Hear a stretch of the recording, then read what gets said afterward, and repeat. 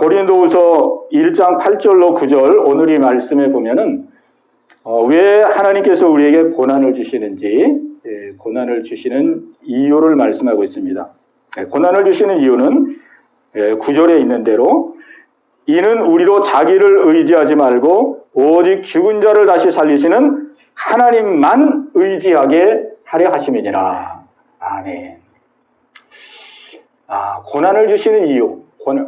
여러분은 고난을 주시는 이유가 뭐라고 생각합니까? 저는 한때는 이렇게까지도 생각했어요. 하나님 왜 이렇게 나를 힘들게 하시나? 왜 이렇게 나를 어렵게 하시나? 이런 것이 입에 달고 살 때가 있었거든요. 그냥 그게 너무 심할 때는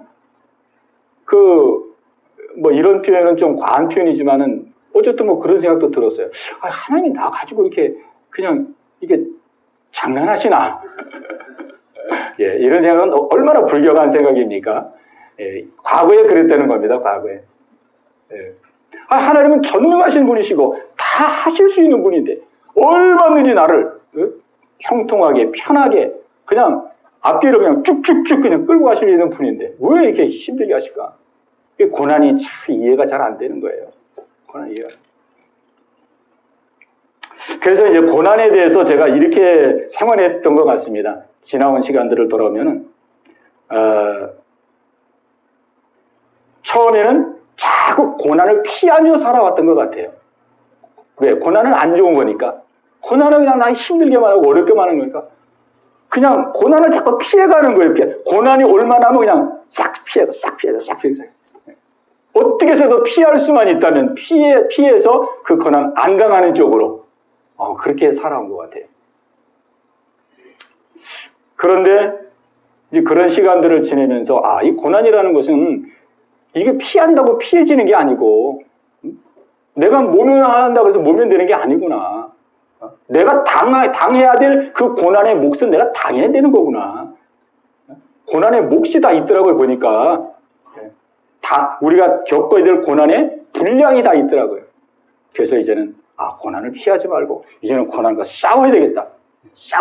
어려우면 막 싸워야 되겠다. 그냥 싸워서 그냥 물리치는 거죠. 고난을 그냥 물리쳐가지고 그냥 KO시키는 거죠. 그냥 그런 시간이 또 긴 시간이 있었던 것 같습니다. 그러면서 이제 조금씩 또 이제 생각이 변화되면서 고난은 무조건 막 싸워서 내가 이기고 고난을 떨쳐버리고 고난을 짓밟고 이것이 전부가 아니구나. 그것이 전부가 아니구나. 왜? 하나님은 고난을 보낼 때는 고난의 뜻이 있기 때문에 아무 의미 없이 고난 보내는 게 아니잖아요. 아무 없이 그냥 내가 고난과 싸워서 그냥 이겨서 그냥 박살을 내가지고 고난을 물리치고 그냥 그러면 끝나는 게 아니에요. 하나님은 고난을 통해서 그 고난 안에 하나님의 뜻을 담아서 보내는 거거든요. 그러니까 무조건 막 내가 싸워서 고난 이겨가지고 내가 고난 이겼다. 이게 전부가 아니더라 이 말이에요. 그래서 이제 자세가 또 바뀌기 시작합니다. 어떻게 바뀌어야 되냐? 하나님, 이 고난 속에 담겨진 하나님의 뜻을 알게 하옵소서. 이 고난 속에 담겨진 하나님의 마음을 알게 하옵소서. 그렇게 바뀌어지게 되어져요. 그러니까 이 고난에 대한 이 변화가 이렇게 쭉 흘러온 것 같습니다. 그런데 보니까 정말 고난에는 뜻이 있더라고요. 작은 일이든 큰 일이든 그냥 무조건 고난은 막 피해서만 되는 것도 아니고 무조건 싸워서만 되는 것도 아니고 고난은 하나님이 작은 일이든 큰 일이든 뜻이 있기 때문에 그 속에서 하나님 무엇을 알게 하시려고 하십니까? 또 무엇을 깨닫게 하시려고 하십니까? 그렇게 기도하면서부터 이 고난 속에서 하나님의 뜻을 알아가는 시간을 갖게 되었어요. 알아가는 시간. 결국은 제 안에 있는 삐뚤어지고 잘못된 거, 세상적이고 육신적이고 이런 것들을 고난을 통해서 하나하나 하나님 깨닫게 하시고 내려놓게 하시고 비우게 하는 그런 일들을 하나님이 하시는 것을 보게 됩니다. 그런 의미로 보면 오늘 이제 이 본문의 말씀이 고난에는 뜻이 있다는 것이죠. 그럼 그런 것을 통해서 최종적으로 하나님이 뜻하시는 바가 뭐냐? 그거는 뭐냐면 나를 의지하지 않고, 우린 다 나를 의지하고 살잖아요. 다 나를 의지하지 않고, 이제는 나를 의지하지 않고 오직 죽은 자를 다시 살리시는 하나님만 의지하게 하시려고 하는 거. 하나님만 의지하게 하려고 하는 거. 이것이 바로 하나님의 마음이라는 것이죠. 하나님의 마음. 네. 오늘 우리는 이 사도 바울이 고난을 많이 겪었던 것처럼 사실은 우리도 많은 고난을 겪으면서 삽니다. 네. 여기 본문에 보니까 힘에 겹도록 심한 고난을 당하여 살 소망까지 끊어지고 우리는 우리 자신이 사형 선고를 받은 줄 알았으니 그랬습니다. 그러니까 지금 이 사도 바울이 겪는 고난은 굉장히 어려운 고난이라고 볼 수가 있어요. 힘에 지나고 살 소망까지 끊어 사형 선고를 받은 것 같아요. 사형 선고. 시한부 인생이 된 거예요. 야, 한 2, 3일 살다가 죽겠구나. 한 일주일 살다 죽겠. 이 정도가 된 거예요. 이 정도. 왜 하나님이 이렇게 하시느냐 깨닫고 보니까 나를 의지하지 않고 하나님만, 죽은 자를 살리시는 하나님만 의지하도록. 하나님. 우리 하나님은 우리에게 믿음을 주시길 원하십니다. 믿음. 네. 오늘 저는 이 말씀을 묵상하면서 우리 하나님은 이렇게 우리에게 믿음을 주시길 원하세요. 믿음. 이 믿음이 얼마나 중요하면은 힘에 지나도록 심한 고난을 받아 살 소망까지 끊어지고 사형 선고를 받는 것 같은 그런 고난. 그 말이 그렇지 이게 얼마 예를 들어 암병에 걸렸다. 암 사기에 걸렸어요. 나중에 보니까 하나님께서 하나님만 의지하는 믿음을 주시려고.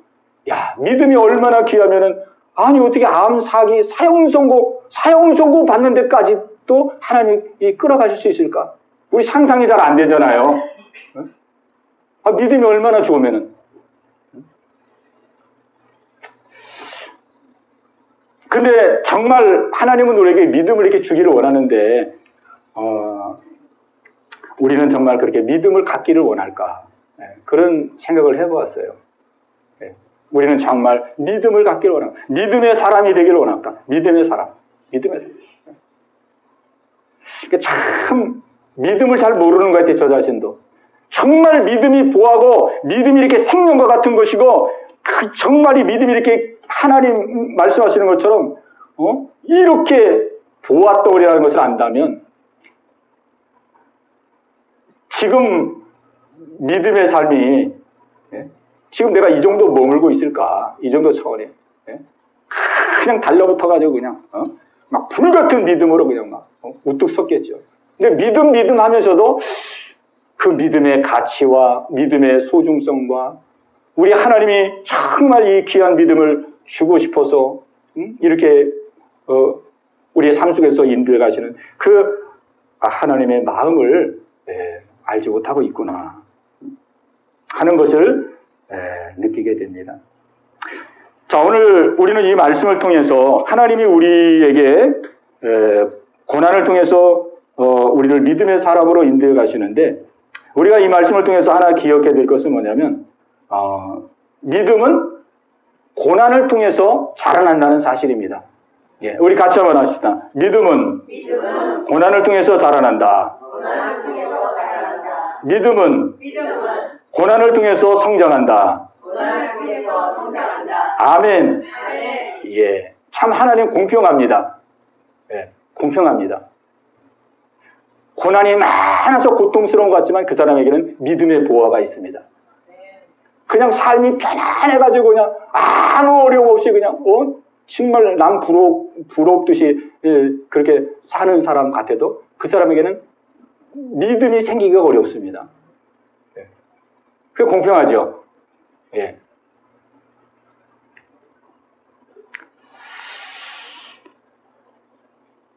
고난을 통해서 믿음이 성장하고 고난을 통해서 믿음이 생깁니다. 우리가 고난을 당하면은요, 제일 먼저 나타나는 게 뭐냐면은 뭐 여러 가지가 나타나지만 자기의 본전이 이렇게 자기도 모르는 사이에 삶이 힘들고 어렵잖아요. 그 자기의 이 마음의 본전이 이렇게 펑펑펑 삶 속에서 폭발하게 됩니다. 한마디로 말하면 이제 우라통이 터지는 거죠, 그냥. 힘들고 어려우면은 부해가 나고 막 우라통이 터지고 막 승질이 나고 혈압이 올라가고 그래가지고 결국 내 안에 본전이 드러나는 거예요. 본전. 막 혈압이 올라가고 막 쌍소리가 나오기도 하고 막 그죠? 우리가 욥을 보면은 하나님이 욥을 믿음에 훈련할 때도 욥이 얼마나 믿음 좋은 사람입니까? 근데 우리 하나님은 거기에 만족하지 아니하고 욥을 더 믿음의 사람으로 정금과 같은 믿음의 사람으로 만들기를 원했어요. 그 방법은 고난이었습니다. 고난. 욥의 가정에 고난을 보냈어요. 고난. 그 고난도 다 믿음의 분량에 맞게 보내기 때문에 야, 욥과 같은 고난을 우리가 어떻게 감당할까? 우리는 걱정 안 해도 됩니다. 예, 우리는 왜? 그만큼의 고난을 받으려면은 우리도 욥처럼 하나님 앞에 그냥 온전하고 순전하고 악에서 떠나고 막 이런 정도의 믿음의 분량이 돼야 되는 거거든요. 우리는 걱정 안 해도 되는데. 자, 그 욥은 어쨌든 그런 자녀 10명 있는데 한 번에 그냥 싹 쓸어가 버렸어요. 자녀 10명은. 재산 싹 쓸어갔어요, 그냥. 그리고 몸도 머리에서 발끝까지 그냥 악창이 걸려가지고 기와짝으로 막 긁는 상태가 됐어요. 처음에는 욥이 잘 견뎠습니다. 내게 주시니도 하나님이시니 거두가시니도 하나님이시라. 오직 하나님만 찬송할지어다. 하나님이 내게 복을 주셨으니 내가 저주도 받을 것이니라. 그게 잘 견뎠는데 시간이 조금 지나면서 욥의 마음속에 욥도 점점 원망이 나고 불평이 나고 속에서부터 이 속이 부글부글 끓는 거예요. 여러분이 욥기를 읽어보면 뒤에 가면은 막 하나님 앞에 반항하고 막 따지고 막 그럽니다. 내가 하나님 얼마나 믿음 생활 잘했는데 얼마나 자녀들도 믿음 생활 잘하도록 자식 잘 키우고 또 주변에 어려운 사람들 다 사랑으로 돌보고 하나님 앞에 정말 철두철미하게 말씀 순종하고 내가 이렇게 산 사람인데 어떻게 나에게 이런 고난을 줄 수가 있습니까? 다 원망평가 그러거든요. 자기는 잘못한 게 없다는 거예요. 잘 믿었다는 거예요. 왜 나에게 이런 어려움을 주느냐는 거예요. 이런 과정들을 통해서 이 욥의 마음속에 있는 것들을 하나하나 들춰내신 거예요. 결국 욥의 마음속에서 드러나는 건 뭐냐면 자기 의가 드러난 거예요. 자기 의. 내가 잘 믿고 있다는 그 자기 의. 내가 자식을 신앙교육 잘 시켰다는 자기 의. 내가 주변 사람들에게 사랑으로 잘 돌봤다고 하는 자기 의. 그게 나중에 막 고난당하니까 하나님 내가 이렇게 잘했는데 내가 열심히 믿으시고 자녀도 잘 키우고 주변 사람도 사랑으로 돌보고 내가 얼마나 이렇게 잘했는데 어떻게 나를 이렇게 고통을 주지? 이게 다 드러나는 거예요. 그러니까 이 의라는 게 무서운 것이죠. 의가 다 드러나요. 하나님께서 마지막에는 욥에게 나타나가지고 욥에게 이제 질문을 합니다. 내가 이 세상에 기초를 놓았을 때 너는 어디서 무엇했느냐? 거기 보면 이제 쭉 나옵니다. 내가 땅에 기초를 놓을 때에 네가 어디 있었느냐?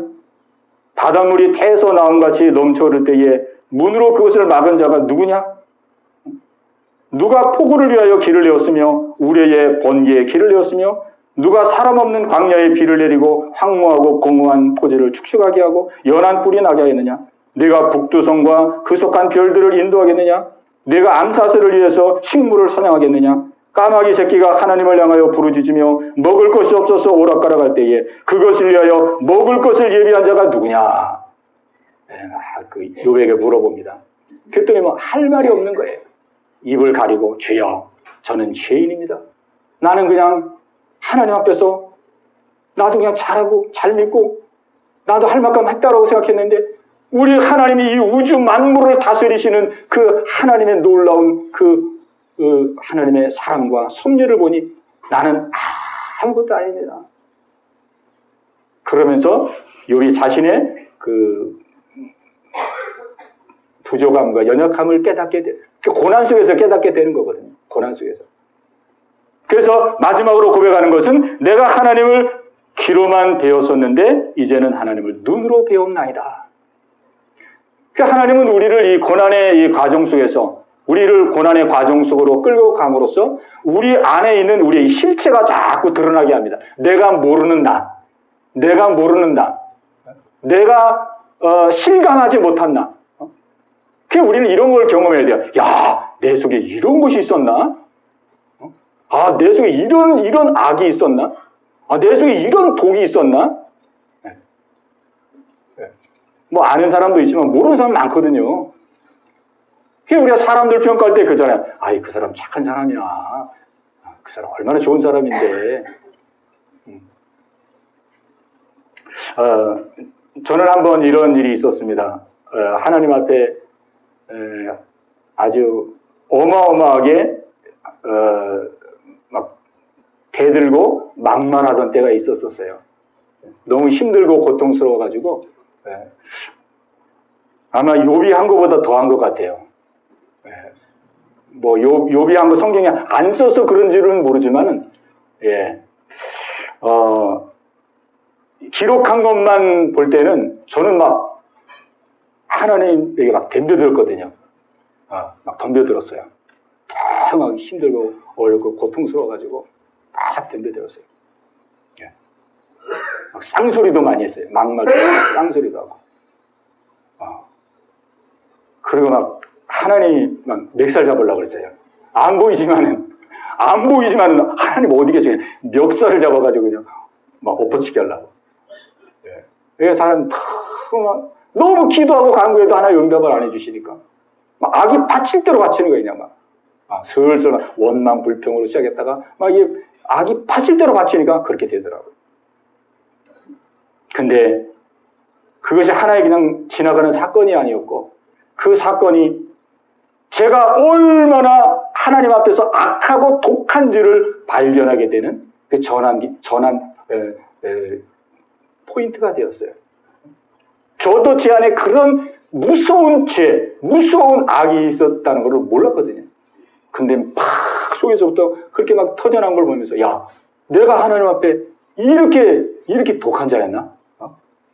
이렇게 아주 악한 자였나? 그거를 통해서 제 실체를 발견하고 하나님 무릎 꿇는 그런 계기가 되었어요. 그러니까 우리 하나님은 이 고난의 과정들을 통해서 우리의 내면에 깊이 가라앉아 있는 마치 설거지 물을 가만히 놔두면 다 가라앉아 있는 것처럼 이게 한 번씩 가끔 이게 한번 저어줍니다. 저어줘. 우리의 마음을. 왜? 이게 좀 아래 가라앉게 좀 보도록 우리가 보아서 우리가 얼마나 부족하고 악한지 그리고 하나님을 의지하도록 하나님 붙들도록 하나님 그렇게 우리를 인도해 가시는 것입니다. 그러니까 우리가 이 고난을 통하지 않고는 믿음이 자라나기가 참 극히 어렵습니다. 뭐 특별하게 하나님께서 고난 없이도 믿음의 사람으로 뭐 하나님이 하시려면 할 수 있겠지만서도 고난 없이 믿음의 사람이 된다는 것은 극히 어려운 것입니다. 그렇기 때문에 우리가 삶의 작은 일이든 큰 일이든 정말 이 고난이 얼마나 우리에게 귀한 것인지 우리는 원망하거나 불평하거나 남 탓하거나 짜증내거나 우리가 그렇게 시간을 보내지 말고 우리 하나님 앞에서 내 자신을 돌아보는 기회, 하나님 앞에 내 자신을 성찰하는 기회, 내 자신을 깊이 살펴볼 수 있는 기회, 그 기회로 갖게 되시기를 바랍니다. 그래서 우리가 기도할 때 우리 이렇게 많이 기도하잖아요. 해결해 주시옵소서 이렇게 기도 많이 하잖아요. 우리 현실의 상황과 문제를 해결해 주시옵소서. 물론 이 기도도 필요합니다. 그런데 우리가 이 기도 전에 먼저 해야 될 기도가 있어요. 먼저 해야 될 기도. 그게 뭐냐면 깨닫게 하시옵소서. 이게 작은 차이입니다. 사실은. 작은 차이예요. 근데 이 작은 차이가 제가 볼 때는 엄청난 차이를 가져오더라고요. 엄청난 차이를 가져와요.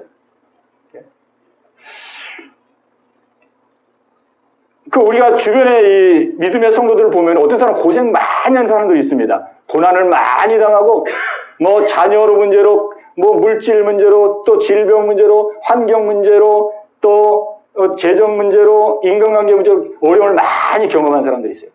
근데 어려움을 많이 경험했는데도, 그리고 어려움 속에서 많이 응답받고 축복받았는데도 그 사람의 믿음은 그렇게 크게 성장하지 못한 그런 사람들을 보게 됩니다.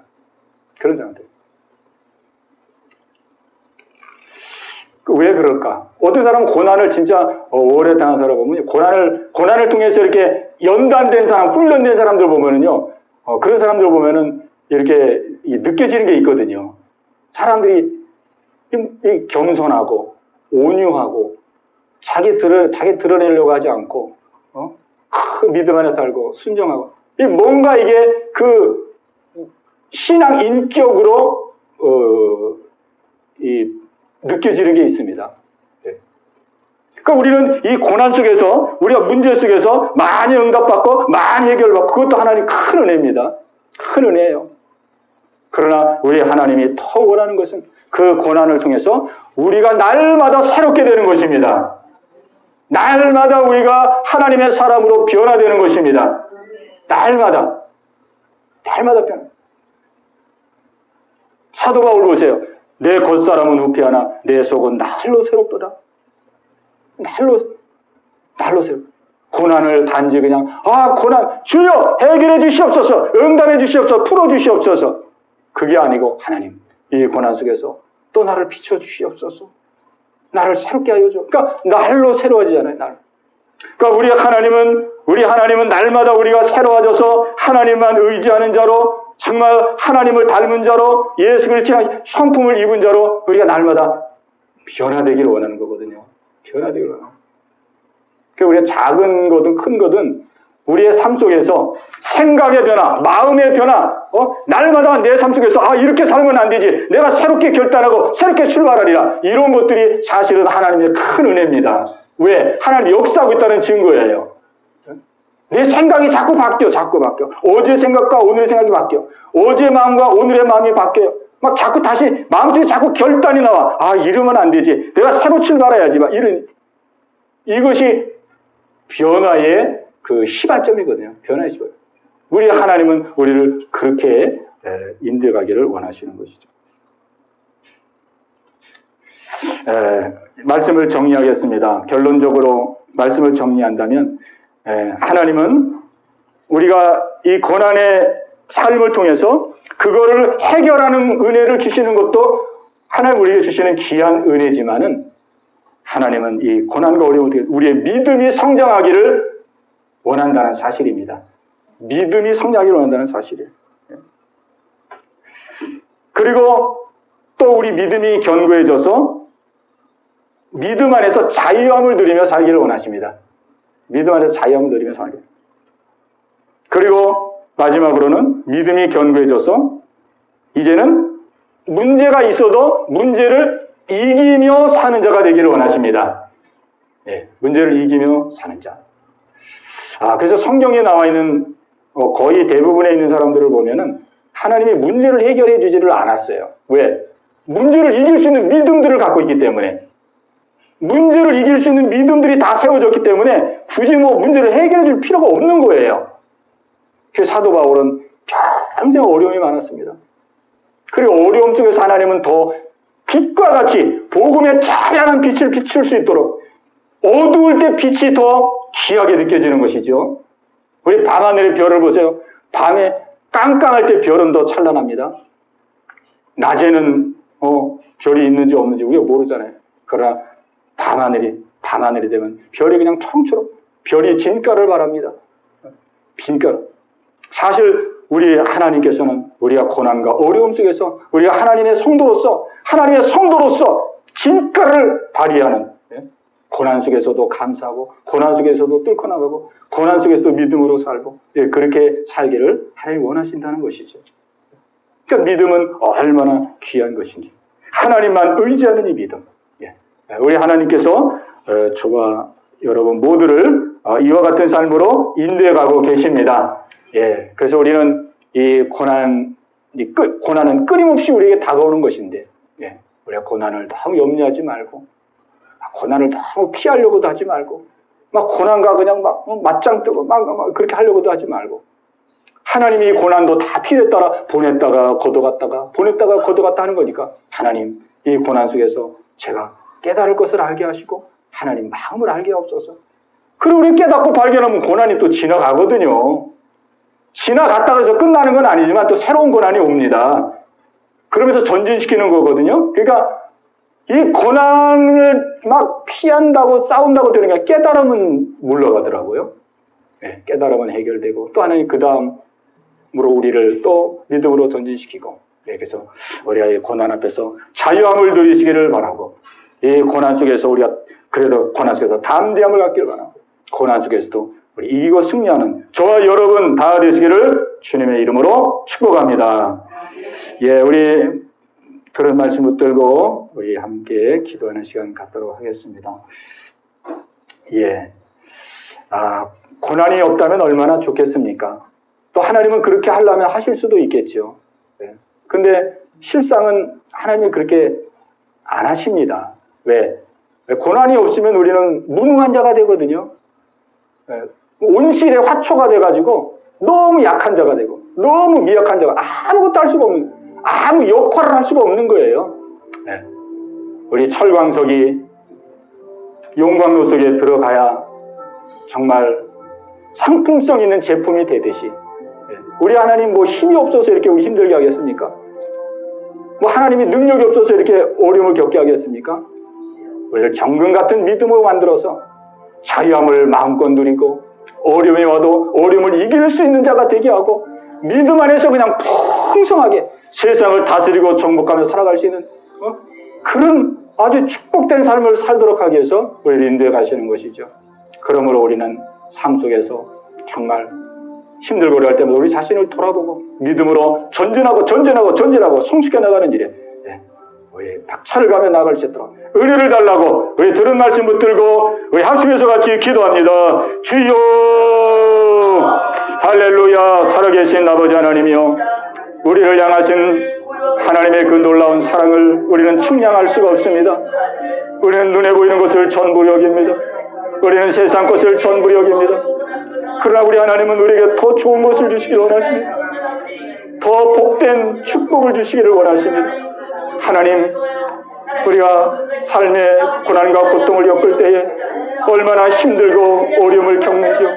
아버지, 한 과정 한 과정을 통과할 때마다, 넘어갈 때마다 우리 너무 아버지 괴로운 시간, 고통스러운 시간을 보낼 때가 많습니다. 하나님, 그러나 그 과정이 우리에게 필요하기에, 아버지 그 과정이 있어야 되기에 그 과정을 통해서 어서속히 우리가 믿음으로 우뚝 서고 믿음으로 견고하게 서야 하나님이 우리를 통해서 하시고자 하시는 그 축복된 일들을 감당할 수 있기에 우리 하나님, 우리를 믿음의 길로 인도해 가심을 믿습니다. 하나님의 마음을 알기를 원합니다. 우리에게 가장 복된 것을 주시기를 원하시는 하나님의 마음을 알기를 원합니다. 하나님, 역사하여 주옵소서. 아버지, 고난을 두려워하여 너무 고난을 피하려고만 하지도 말게 하시고, 또 고난이 아버지 괴로운 일이라고 하여 아버지 맞붙여 싸우려고 하지 말게 하여 주시고, 하나님 고난 앞에 겸손하게 하나님 기도하며 하나님의 뜻을 물으며 내 자신을 돌아보며 하나님과 믿음 안에서 동행해 나갈 수 있는 저희들 모두가 다 되기를 원합니다. 하나님만 의지할 수 있는 믿음의 성도로 한 걸음 한 걸음 나아가기를 원합니다. 하나님, 가면 갈수록 세상이 얼마나 험악해지는지요. 아버지, 정말 하나님을 믿는 믿음이 없이는 아버지의 한순간도 살 수 없는 그러한 세상으로 하나님 변모해 가고 있습니다. 하나님, 우리 모두가 다 믿음으로 우뚝 서서 아버지 저 영원한 나라, 영광의 나라, 아버지 마지막 믿음의 승자가 다 될 수 있는 우리 모든 예언교회 성도들 다 되게 하여 주시옵소서.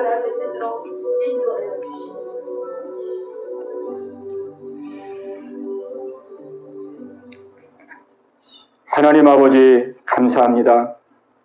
우리를 사랑하셔서 날마다 우리에게 우리가 구하고 생각하는 것보다도 훨씬 크고 영원하고 영광스러운 은혜를 주시기를 원하시는 아버지요.